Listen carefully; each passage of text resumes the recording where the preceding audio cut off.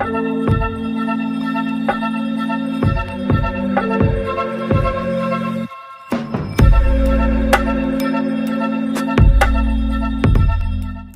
this week's installment, you're going to get a bird's eye view of a conversation that was held here at the salon with a few of our guests, and the topic of discussion was oils. There are so many misconceptions about oils in general that I thought it really needed to have its own episode. I think it would be best to start with an overall general understanding of oils and the way they can be most effectively used for our hair and our scalp. For starters, I think a good place to start is dividing oils into two overall categories: your carrier oils and your essential oil.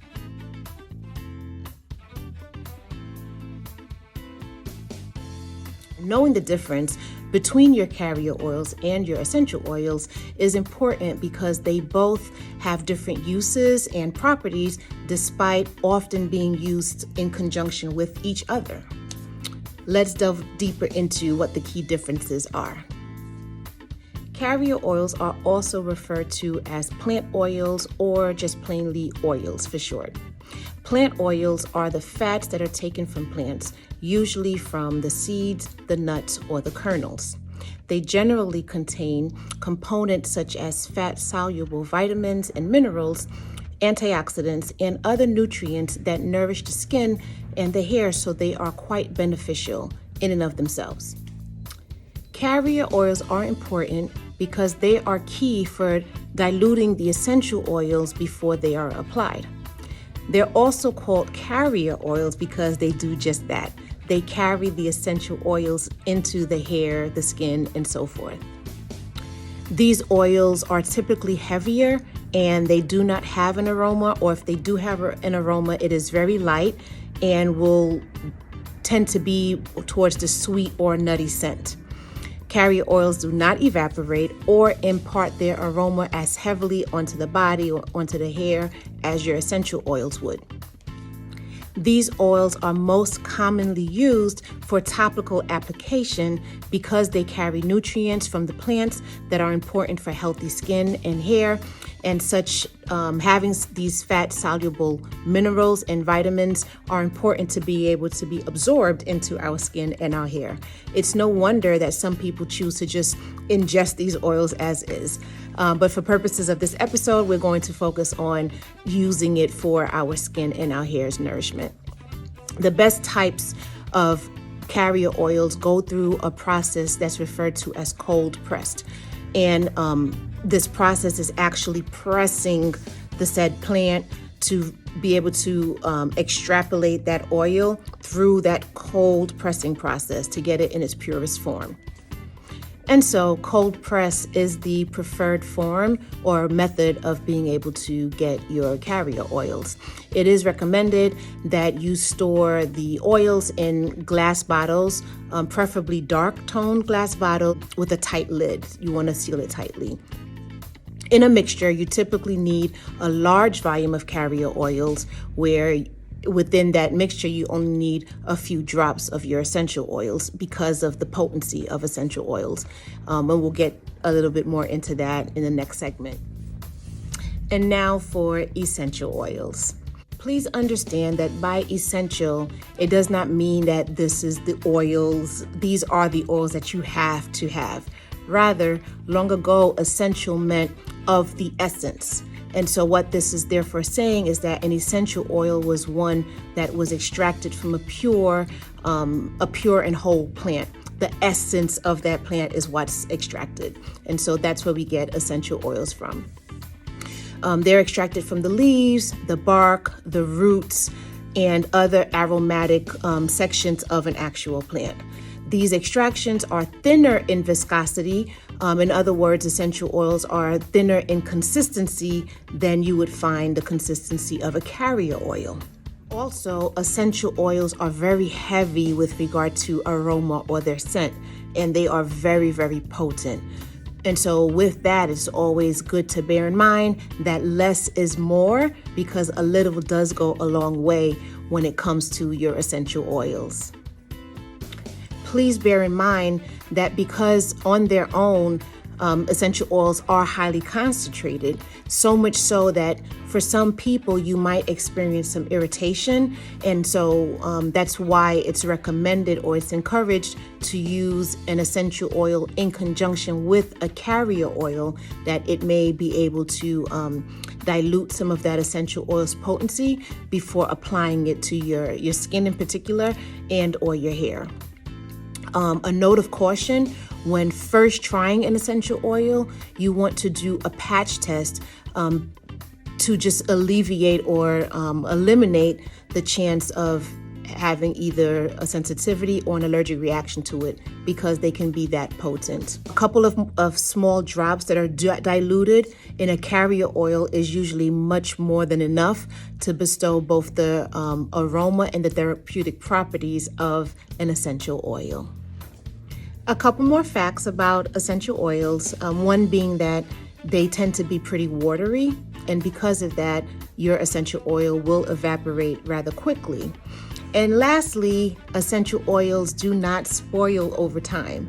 So as long as you have them properly stored away in your glass container is preferred. A dark glass container, which is tightly sealed, is preferred. You can have your essential oil for donkey years. So that's good. They do not spoil over time. So there we have the skinny on our carrier oils and our essential oils. The main difference between them would be that the carrier oils are used to dilute and or transfer your essential oils onto the hair and the skin. And the percentage of your dilution should vary according to age. You know, you don't want to have too much potency with your essential oils if you're doing something for young children. And so you would base your dilution taking into consideration the age of whom you're looking to use it for. If you're a middle-aged woman and older, then by all means, you still want to be mindful on the amount of essential oil you have in relation to your carrier oil. Generally speaking, you're going to always have much more carrier oil and infuse a few drops of your essential oil within. The carrier oils can also maximize the efficiency of your essential oil when you mix the two.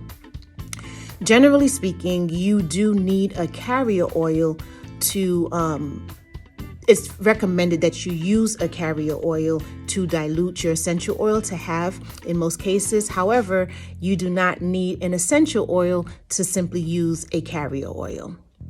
Okay, just having those differences, knowing the differences between, you start creating your own different oil mixtures, and that should be fun. As we were going over oils, hair, scalp, and the differences between your carrier and essential oils, the ladies started to have some questions. And so I figure you're probably having some questions as well. So let's take a look, and hopefully some of your questions will be answered. The oils that's out there, like we have,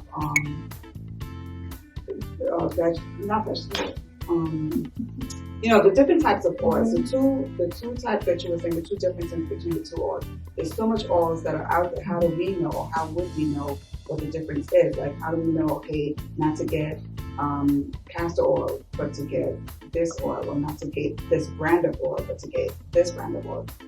But with what you're saying, it's good, but how would we know when we go into the beauty salon store what oil or which oil to get? That's a great question, and one of the reasons why I wanted us to be able to have this forum was to be able to break it down, because to your point, there are a vast array of oils out there, and people have gone ham and they're going crazy with looking at what to use and what not to use, what's working and what's not working. So thank you, that was a great question. Now let's get into some of the oils most widely used in hair and scalp care, and we will begin with the essential oils. I'm going to go over the top 5 that we use most often here at the salon for customizing treatments for our guests. Lavender essential oil. Lavender is used for general maintenance. It is known for its antibacterial and antifungal components. These components aid in the healthy maintenance of your hair follicles and your overall scalp health. Lavender has a great fragrance most people really like, and the fragrance is actually aromatic and therapeutic. Peppermint essential oil. Peppermint essential oil can be used for scalp stimulation. A part of the mint family, this oil's cool and tingling sensation increases the circulation of the area on which it is applied. This stimulation promotes hair growth, stimulates the scalp, and minimizes the oily type of dandruff. Lemongrass essential oil for itchy scalp and dandruff. Just like the lavender oil, lemongrass has antifungal and antibacterial properties, giving relief from itchy scalp and dry scalp or hair. Widely recommended for those who experience excessive flaky and dandruff-prone scalp issues. Its maximum efficacy is stated to be experienced within 7 to 14 days of regular topical use. And by regular topical use, it does not mean you're using an overabundance of this oil and applying it every day. As we noted earlier, essential oils are very potent. 1 drop, 2 drops will suffice. Tea tree essential oil. It promotes a healthy scalp. It unclogs the hair follicles. It resists buildup of excess sebum, which is oil on the scalp. Tea tree oil effectively removes dead skin cells and the buildup of hair products on the scalp. It's particularly great for a scalp condition called eczema. Sweet basil essential oil for voluminous, shiny hair. Sweet basil essential oil invigorates brittle and or lifeless hair. Studies have shown that this oil aids in the slowing down of hair loss, resulting in more hair retention and providing great volume. It can soothe the hair shaft and clarify it as well. There are a lot of different essential oils with a lot of different uses. I just covered the top 5 that we use at the salon and most often works with the different conditions and needs that we experience with our very curly, diverse group of clientele. Popular carrier oils include argan oil, pumpkin seed oil, moringa oil, grapeseed oil, and jojoba oil. Something to note is that we call jojoba an oil, although technically it's considered a wax ester pressed from jojoba seeds and not actually an oil. So although it's in the category of carrier oils, it is pretty light for a carrier oil. Argan oil. Argan oil is used for all hair types. It's rich in antioxidants like vitamin E, and because this one particularly is cold pressed, it retains more of those hair-loving nutrients through the extraction process. Yay! It's also full of moisturizing oleic and linoleic fatty acids, which help protect the hair from damage from hot styling tools and UV rays. It's a light oil with a smaller molecular makeup that is still able to penetrate deep into the hair shaft. It's also a great for use in a conditioning treatment for all hair types. Pumpkin seed oil, mainly used to fortify and strengthen the hair. While there's been quite a bit of buzz around castor oil and its alleged abilities to help stimulate hair growth, it can be a potential irritant and feel unpleasantly sticky on the scalp. Castor oil is rather thick. Pumpkin seed oil, on the other hand, is chock full of many of the same hair softening properties, a mixture of antioxidants, essential fatty acids, and minerals, but pumpkin seed oils has studies to back up claims that it can have a positive effect on hair growth. Moringa oil. Moringa oil is used primarily as a color preserver. The moringa oil is rich in vitamin C and E, which help to fight free radicals that can cause hair to weaken and lose its color. Though it has a lot of similarities to olive oil, moringa oil is completely colorless and won't tint your hair. It's also high in moisturizing oleic acid and keratin-boosting zinc, which are great for strengthening and conditioning the hair. On top of that, it's naturally antimicrobial, which means that it may fight inflammation on your scalp, which shows up in the form of eczema, psoriasis, and or dandruff. Grapeseed oil. Grapeseed oil is great for fine hair. One of the most lightweight carrier oils available, grapeseed is an excellent choice for people with fine, thin hair.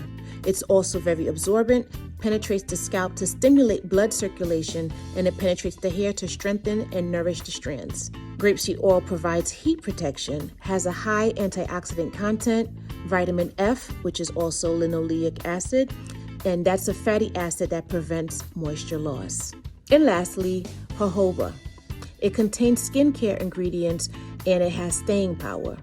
Jojoba is a biomimetic, which means it closely resembles human sebum, aka the oil that our skin naturally produces. In fact, studies have shown that jojoba and sebum are a 97% chemical match. Jojoba balances oil levels either way. It is an antioxidant that effectively fights and eliminates free radicals to ultimately slow the aging process. In the next segment, we began to discuss how to start creating our customized oils. The best way to describe it is that I liken it to making a soup. Your carrier oils would be considered your stock, the base of your soup, your vegetable stock, your chicken stock, so on and so forth. Your essential oils would be considered all the different spices that you're able to add to this broth to give it that flavor or that seasoning. So your essential oils would be your salt, your pepper, your oregano, your onion.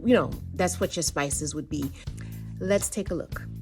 So that's what we're going to get into next, which is what are the carrier oils. So these are the ones that you're going to have that you can use as your base, and the essential oils are your spices that you put in to create your own treatments. So you basically get a bottle of your carrier, then you just add drops of the other. I wouldn't add it to that bottle because you don't make the soup in the can that your broth can be in, right? So you have your carrier oil and you have that, and then you have your own separate container which you'll make your customization. Because say you want to do a treatment just for your scalp, or say you want to do scalp and strengthening the hair, or you don't want to use all, you don't want to put all of the essential oils in your one carrier oil. You want to have them separate where you'll be able to now pick and choose what spices you want to use to create specific treatments. And sorry if I missed this, do you use the essential oils every day on your scalp, or is it like a routine rule? That's a great question. It's as needed. Okay.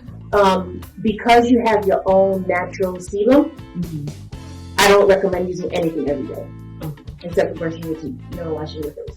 I just wanted to take a moment to unpack that, and because it really, really went so fast. There are a lot of different carrier oils and essential oils out there to choose from.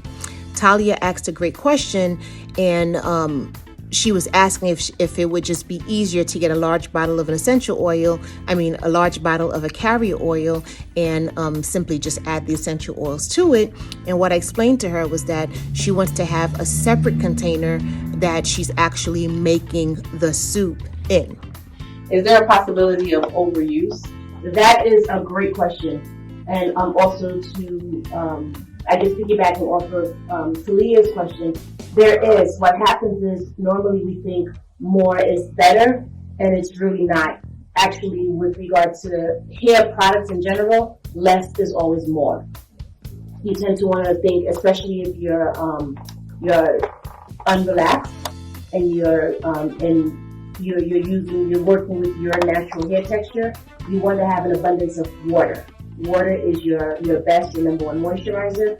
Everything else is in addition to the water, not more product, less water. So yes, that's the long answer to your question. There can be too much. So I always say start small, start little, and then add as needed. Yes, Monique, overuse is a problem. I cannot stress enough. Less is more. Do not overuse. Lucretia had a great question. Let's take a look. Is it always the case that you would mix the essential oils with a carrier oil, or could you use water in a spray bottle and put essential oils with the water? It's a really good question. It's recommended to have the essential oil with the carrier oil. The main reason with regard to the water is that your water content is going to be in your hair already. So your hair is going to be wet. You're going to add it to that, but you're going to use the carrier oil to be able to dilute the potency of the essential oil.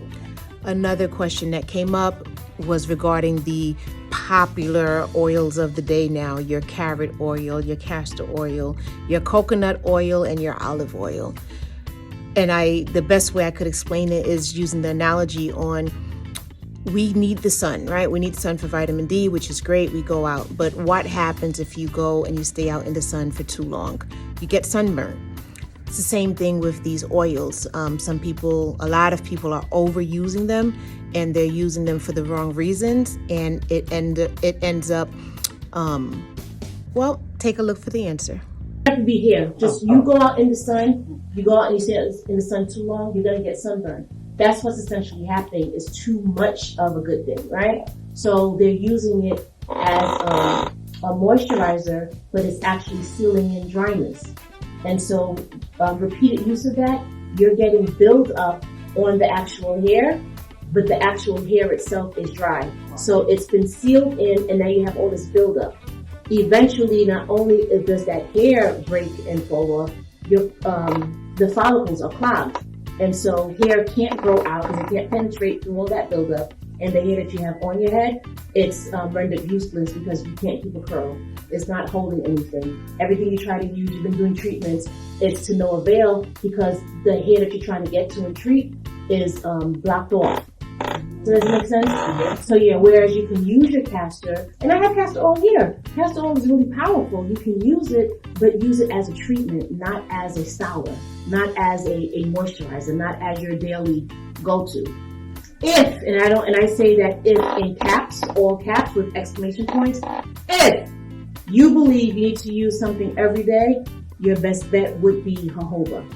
But I'm telling you, don't use jojoba every day, right? Does that answer your question? Yes. Cool. And then also with your carrot, your castor, your olive, and your coconut, you find that it can cause flaking also, flaking it in because it's all that buildup that ends up drying on the scalp, and now you have flakes, and you think that you have an issue, but it's really all that product. Great question. Back off that. Okay, so outside of treatment, outside of treatment, I know we're not supposed to be using the oil every day, but how often? Because for instance, I have to do something to this. So tonight I'm gonna braid it up, but am I using oil and then a leave-in conditioner, or should I just go straight to my leave-in and a butter or something? I'm assuming a lot of you have the same question. How much is too much, or how much do I know when it's enough, and how to gauge that? We also began to discuss the lock method.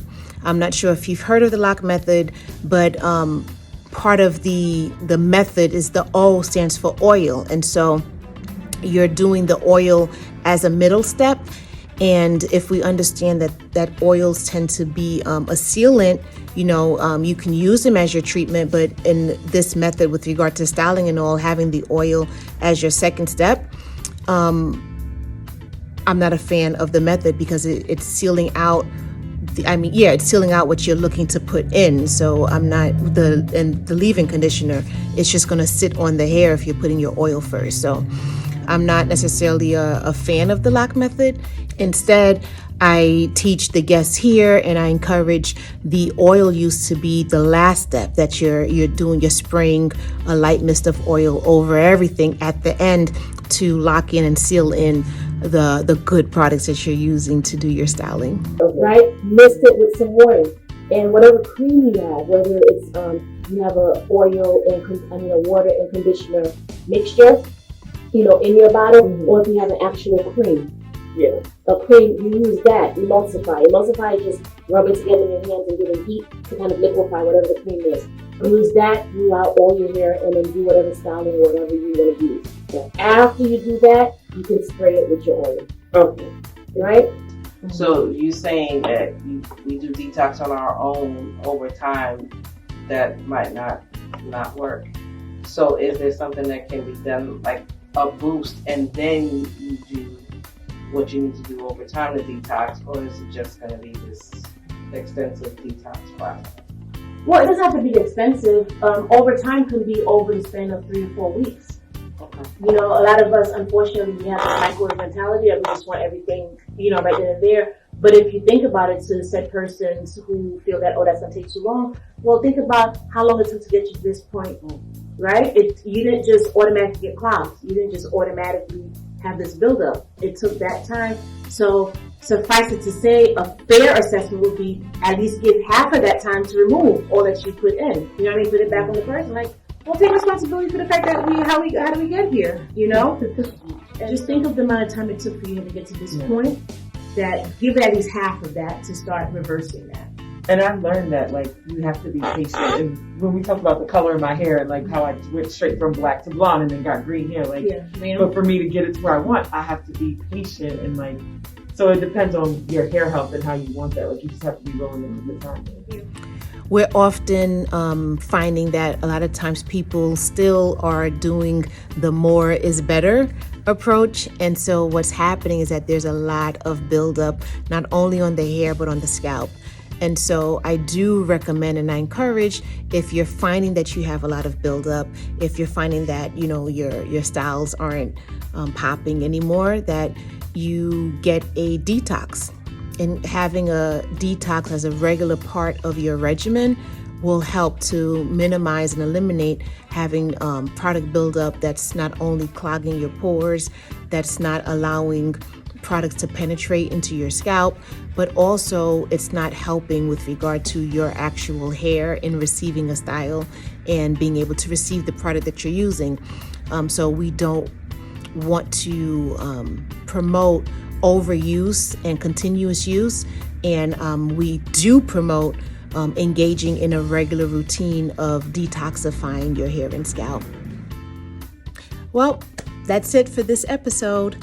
Thank you for joining us and watching Tress Talk with Gerdie as we discussed all things oils, your carrier oils and your essential oils.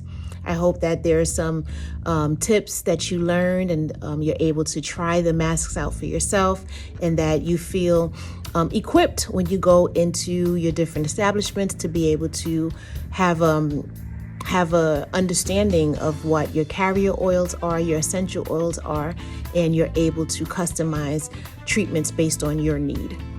Be sure to catch Tress Talk with Gerdie every Tuesday at 8 p.m. on the Inspired Living Network. If you haven't done so already, please subscribe, Tress Talk with Gerdie on YouTube. If you have any questions that you need some clarity on or something specific to your hair and scalp needs, feel free to send me an email, info@theboutiqueny.com. Remember, your body is a temple. You are made in the image of God. Treat it accordingly. Own it, walk in it, because you are a masterpiece. Until the next time, Tress Talk with Gerdie.